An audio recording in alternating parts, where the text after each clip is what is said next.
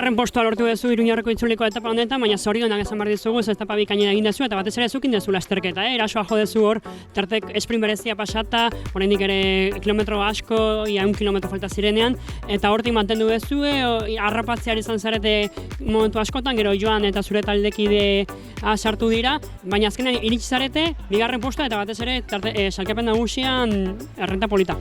Bai, sekulako eguna, ia 1 kilometro aurrean, azkenean ja hankak ulertuta zeuden, eta saiatu dut lehenengo igoeran, eta bakarrik joan naiz, beste batekin, purito batekin, eta gero lau egon dira gurekin gehiago, eta horrela egon dira pelotoia, egon da egon da urrun aurrean, baina hori.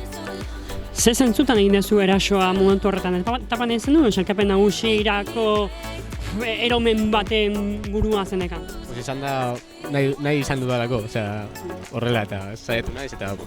Hemendik aurrera etapa gogorrenak etorreko dira, bihar amaiera gogorra izango du, hirugarrena etapa erregina izango da, eta hor, ikusi beharko da errenta nola kudeatzen dezue, margina dakazue, baina Bizkaian ikusi genuen, Maldagora azken aldin pixkat zailago egiten zaizkizula gauzak.